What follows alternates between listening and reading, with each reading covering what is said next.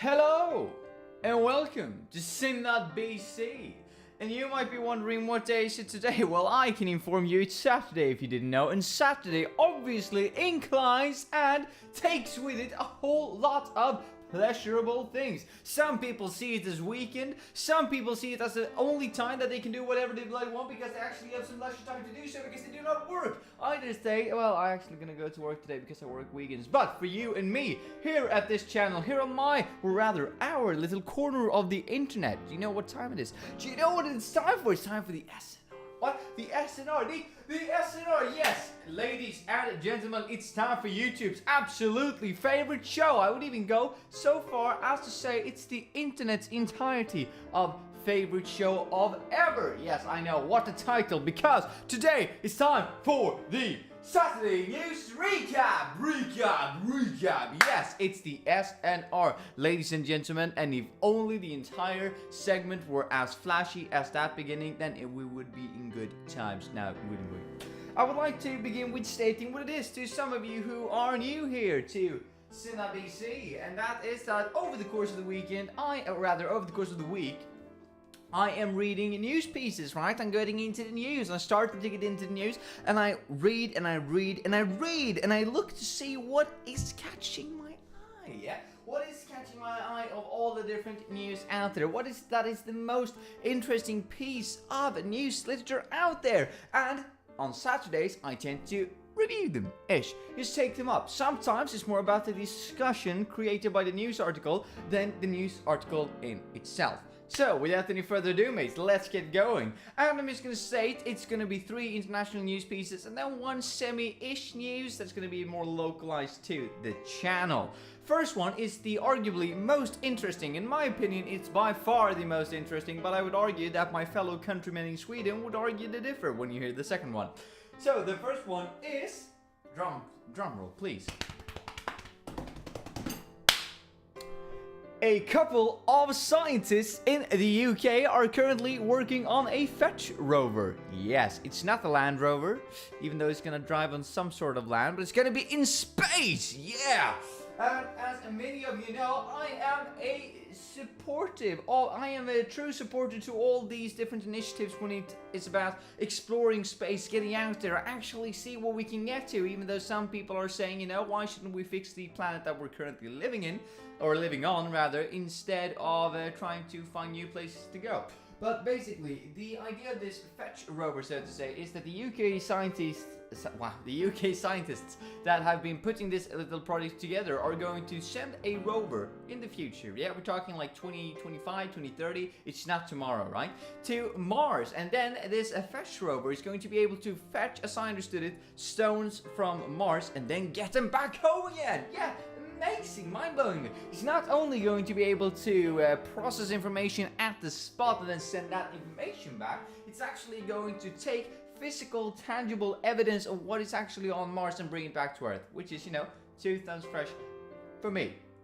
I love those kind of initiatives because I want to see what's out there. I want to know, is there life on Mars? In what degree do we call it life on Mars? Is there aliens? Is there not? There's so many things to be considered, and this idea of actually taking something physical from another planet back to ours, it's just mind-blowing now, isn't it? I obviously adore these type of initiatives. As I've said before, plenty of times, I encourage it. If I were a billionaire, right, I would probably just pump all of my money into space exploration. And please do not hold me to that if I for some reason become a billionaire, because I might be a bit more egoistic than I think at this point in time. But I would like to believe that that is what I would do if I got like $1 billion. Just pump it in to initiatives and to experiments like this, because in order to fully explore what humanity is all about, in order to fully explore the boundaries of what humanity can do, we need to reach outwards. We need to be able to believe that we can reach outwards and break our limits and go out into space. And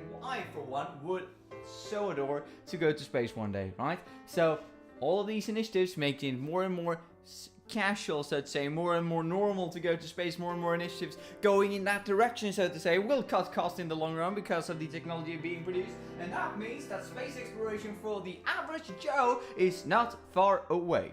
Anyway, mates, let's move on to the second piece of news. Even though that might be super revolutionary, and I like that a lot, as I said, there are some people who are going to be a bit more focused on this one, and that is that Sweden and Switzerland played this week. Yes, in the Football World Cup, in the FIFA World Cup. And Sweden actually won. And I know. If you watch this in the US, and it's so hilarious. I've heard this joke like 15 times this week. People are like, oh, Sweden played Switzerland, you know? So in Sweden, people are going like, Sweden.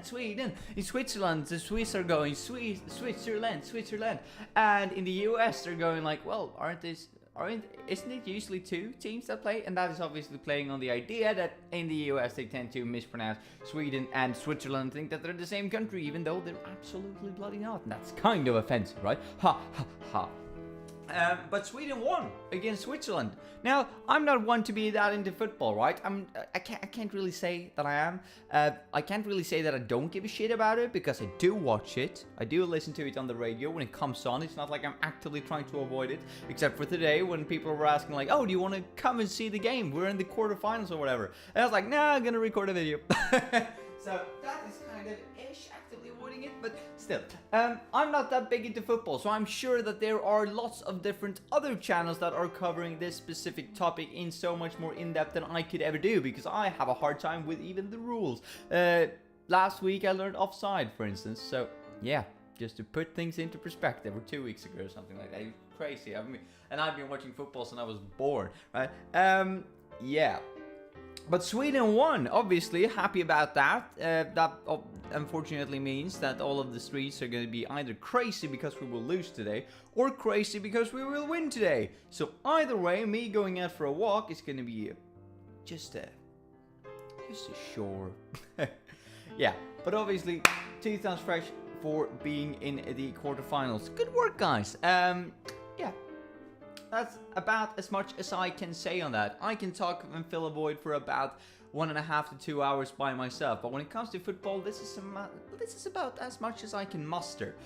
Moving on to something that I'm a bit more familiar with, at least the terminology, is the last international news piece of the week, and which have caught my eye, and that is that Russia and China is continuously imposing tariffs on the US because of the actions taken by the US of their, what you would say, export and import politics. Now, as I probably said it last week, I am a firm belief, right? And yet again, I am just 22 years old and a fresh graduate student in economics. So I totally have the entire world figured out in front of me, right? I obviously understand how everything works. No, I do not. So take this with a grain of salt. But I am of the firm belief that the market should be operating as freely as it could. Because if it's as free as it possibly can be, that means that different people in different countries are going to specialize in different things, and then we're going to import and export to a certain degree that we can. It's just going to be so much more of an efficient world if just different countries specialize in the things that they're really good at doing, and other countries specialize in what they're really good at doing. Now, obviously, the problem with this is that if it becomes war, some countries might not be self-sustained, and that is kind of a problem. However, should we really need to consider planning if it becomes a war? I should argue no, because can we just fuck off with all the wars and not have them? And in that way we can be more effective as a people, and everybody will have a better time, not just because there won't be massacres, but also because that means that we can actually plan for the specialization of different countries, and that's great. Anyway, obviously a hindrance with an efficient market, so to say, with the open market and a free market, is tariffs. Yeah, so taxes basically, right? And what that basically means, and I went through this last time as well, is that if a country imposes taxes on imports, they're probably going to use that money in order to bolster their export.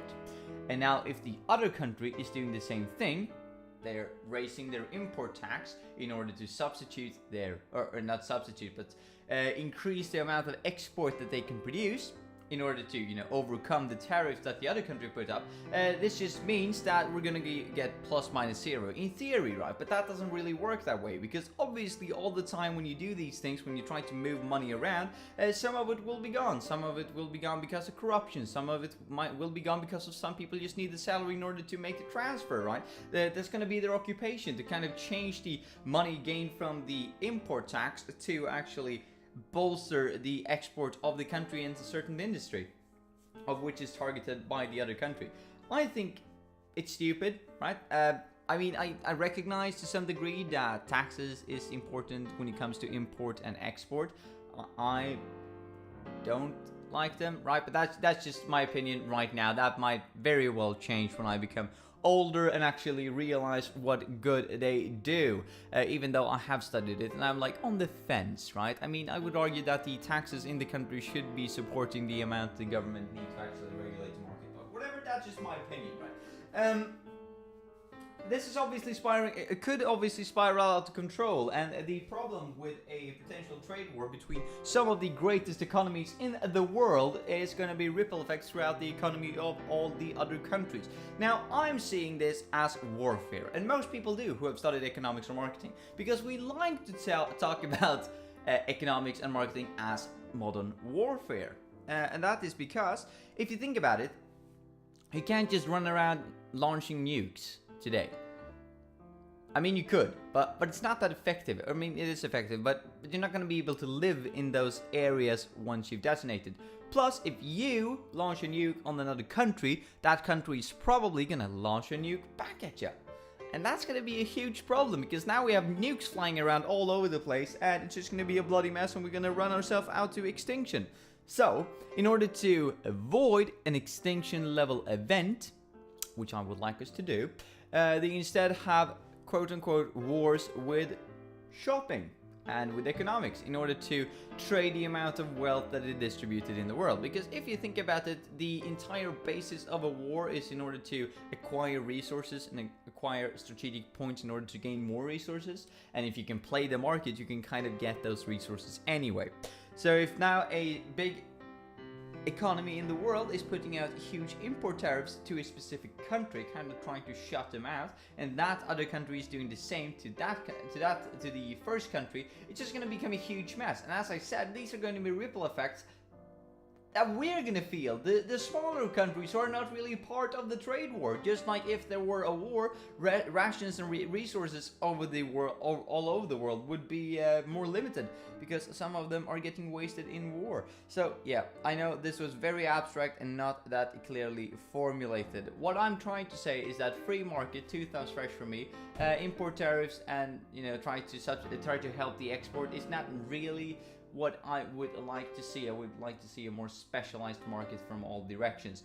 And the fact that money is gonna get lost when you try to translate the amount of money you get from your import tax in order to export, because some people need to get paid.